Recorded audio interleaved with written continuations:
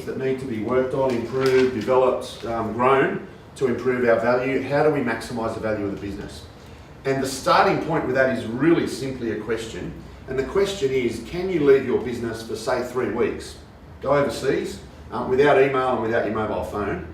When you come back, what does the business look like? That's the key question.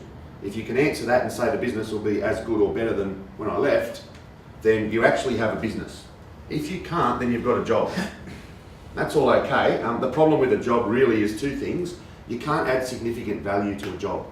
Anyone heard Robert Kiyosaki's definition of a job? Yep. Just over broke. The reason is you can't leverage them. You can't add a lot of value to a job. There's nothing wrong with having a job and earning money. But if you want to talk about maximising business value, then you've got to have a business. And a business means it operates independently of you. And that means 2-3 weeks. It means you can go away for 2 or 3 weeks to a conference, a holiday or whatever, tour through Africa, whatever you want to do. And when you come back, the business is still there, still operating, still invoicing clients, still collecting money, doing all the things that it needs to do to develop. The other thing, this is a spectrum that we've designed that talks about how we add value to business. I'm just going to run through it with you because it's quite an interesting spectrum to look at. All businesses sit somewhere on that scale, in my opinion. Doesn't matter what kind of business it is, what industry it is, they all sit somewhere on that scale. We'll start up here. Scale businesses are basically characterised by one thing, and that is volume. So anything that happens in a scale business is about volume. So I'm going to talk a little bit about McDonald's. McDonald's is an interesting one, 31,000 stores in 199 countries, so it's big. But scale businesses don't necessarily need to be big. Don't think that scale equals size. It actually equals volume. The interesting thing about McDonald's is the average store manager age in Australia is 21.7 years. Now, how do you get to run a multi-million-dollar business when you're 21? Sounds pretty cool. Any ideas? Systems. Exactly. It's all systemised. Nothing in McDonald's is left to discretion of a manager. 21-year-old is not going to even have to work out when the chips are cooked. There's a machine that tells him. They take them out and they put them in a tray. It's all systemised. There's nothing left to discretion. It's all documented. If the thick shake machine doesn't work, there's a process they have to follow. Things to check, sign to print out if it doesn't work, where do you put the sign, all that's done. The interesting thing about McDonald's, I guess, not so much the size and the systems of the business, so there's a lot of lessons to be learnt there. The interesting thing about McDonald's is they understand that scale businesses work on volume. So in Australia, you can, and there are people who have been dismissed from McDonald's for not asking, do you want fries with that? Why is that? It's volume. It's all about volume. They make $22 million a day from that question. Do you want fries with that? Now that's just because they understand the only way to grow value in a scale business is through volume. And that's true of any business. So I talk to real estate agents at conferences all the time. Their question shouldn't be, do you want fries with that? It's, do you want a home loan with that? There are real estate agents in Sydney that have got $400,000 or $500,000 a year of passive income from home loans. That's their fries. Now there's fries in any business. So it's a matter of working out in terms of volume, what do we do to add volume if we're working on a scale business? The other thing McDonald's have done really well is McCafe. So McCafe renovates probably an area not much bigger than the front half of the room here. It adds within 12 months 60% to their gross turnover. All they do is renovate a little area of the thing, put a McCafe sign up out the front. They start selling coffees and muffins and that sort of stuff, as along with their hamburgers, etc. 60% increase in turnover. Now all they're doing there is focusing on volume. So it's not about premium quality, it's not about service, it's just about volume. Drive-through, McCafe, all those things, do you want fries with that, are all aimed at volume, because that's how you add value to a scale business. At the other end of the spectrum, boutique businesses. Now that might be the Rockpool restaurant down here in the Rocks. Has anyone had dinner down there? Yep, it's completely the opposite to McDonald's, obviously. It's expensive. They actually got an award the other day. They're the best wine list in Australia. I think that's calculated based on the top price, because it's a very expensive wine list. You can buy the same wine across the road for about a third of the price. But no one goes there to save money. It's not about cheap, it's not about quick, it's not a volume exercise. Boutique businesses are all about premium. They're all about service. It's always expensive. Boutique businesses are always expensive. It's not about cheap, volume and turnover. And you'll see this particular model, boutique and scale, work out in any industry. Certainly in restaurants, in cars. You can see it with a Toyota Camry versus a Lamborghini. It's exactly the same model. Lamborghini will customise the gear stick handle for you. Toyota Camrys probably don't do that. It's a completely different mindset. And you'll see it in service industries. There are financial planners who operate at the boutique end, who work with a very small number of clients, over-service them, if anything, charge them quite a lot of money, but for example, they might pay all their bills for them. They over-service those clients. They really look after the premium end. The problem you get is when business owners don't understand this spectrum, they end up in the middle, in what I've just called no man's land.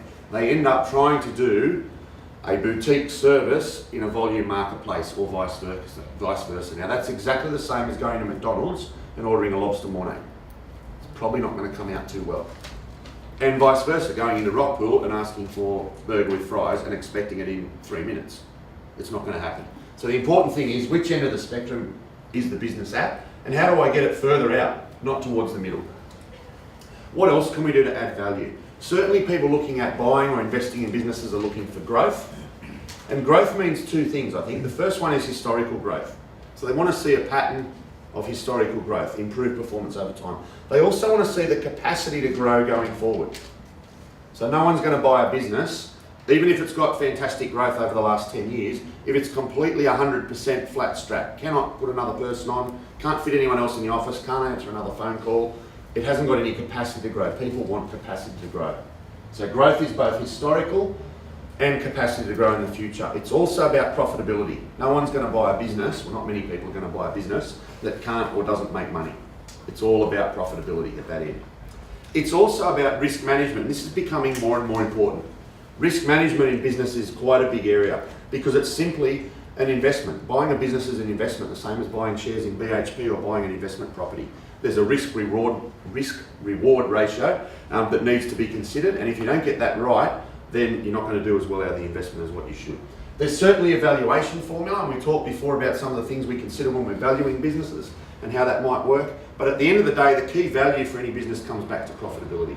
So we've got to determine how much money is in that business in terms of profit, and how do we maximise that, and that's why we do some of that analysis we looked at.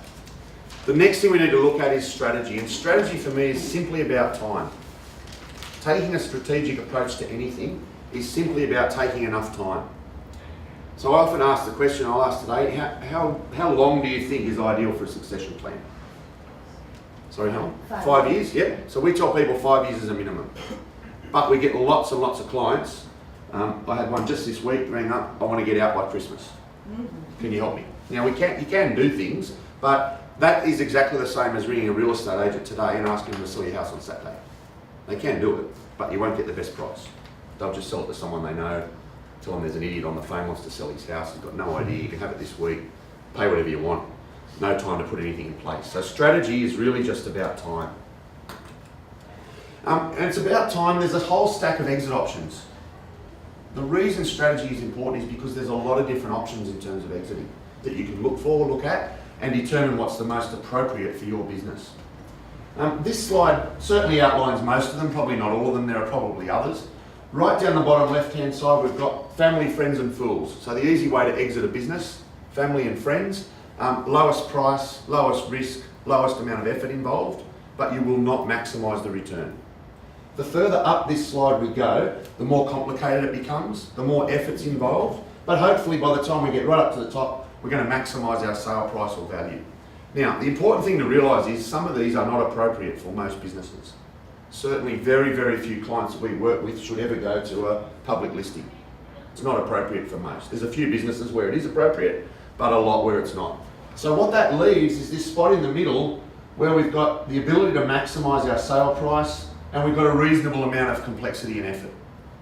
So we're certainly looking at trade sales, employee share plans, partial sales, etc. We're going to have a look at those.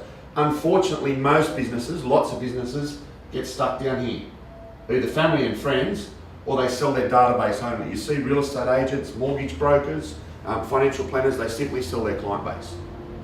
And if they do that, in my view, they're not maximising the value they could or should get out of that business. So, what do we need to do to maximise the value that we get out? Assuming we've got all those things that we talked about before in place, a couple of key things to think about. This one's a really interesting statistic. Gen Y, 72% of Gen Y are looking at owning their own business. Now that's interesting. In my dad's era, that was about 12%. So it's a dramatic increase in the number of people looking at owning a business. The bottom point here though is more important. They don't want to own it on their own. So Gen Y are looking at owning businesses with similar age people to allow them flexibility and freedom. That's the key issue. If you're in Gen Y, they're looking for, the guys up the back are going, yeah, absolutely. They're looking for flexibility, freedom, the ability to share time. If they want to go overseas for 3 months, they can do that without the business closing while they're gone. So that's an important thing to know. If you're a business owner, it's important to factor that into your planning. The next thing that's important is really simple to understand, but we have a lot of problems encouraging business owners to embrace this. The reason is they get stuck on the percentages, not the value. This is simply a small piece of a much larger pie. That's all it is. But getting business owners across that is often quite difficult.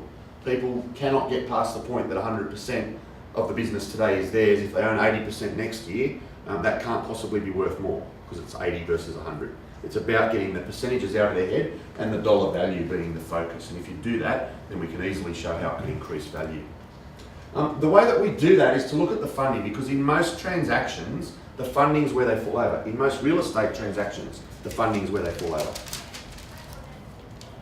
And the reason for that most often is the age and financial situation of the people that are coming into the business as successors probably doesn't match the funding requirement. So I was offered a partnership in an accounting firm at about age 30, young child, just bought a house, financially not in a position to go and get $250,000 that I needed to buy into an accounting practice. The funding is what stopped that succession plan actually happening, and that's very common, that situation. Therefore, we're going to look at other options. One would be an internal funding mechanism. I'm going to show you that in a moment. The other one would be to get an external investor, get somebody outside the business to inject some capital. I know that we're doing a little bit of work at the moment in Queensland with Macquarie Bank in the insurance industry. They've got a facility now called a succession. It's called Come and Go facility. It allows people to come and go from a business using the equity in the business to fund their purchase in and out. It's quite a good facility, but they've recognised that the funding is an issue.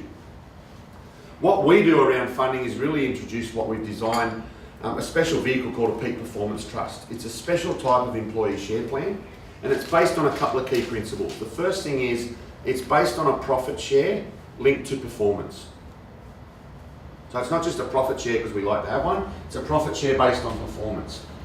It's designed to do two things. The first one is to get employees to think and act like business owners. And the reason we know that works is two key things. Firstly, my own experience when I worked for Westpac. I worked for Westpac the first year out of school as a management trainee. I worked in a local branch as a teller while I was learning all the bank systems. I absolutely hated every minute of it. And a part of the reason I hated every minute of it was the head teller that I worked for, direct descendant of Adolf Hitler, absolutely magnificent. No flexibility around stationery. We used to eat lunch in the lunchroom in the dark because she didn't want the power bill. She was really acting, interestingly, in a branch of Westpac, so a long way down the management chain from Gail Kelly or whoever was running Westpac in those days. She was thinking and acting like a business owner, even though she was an employee.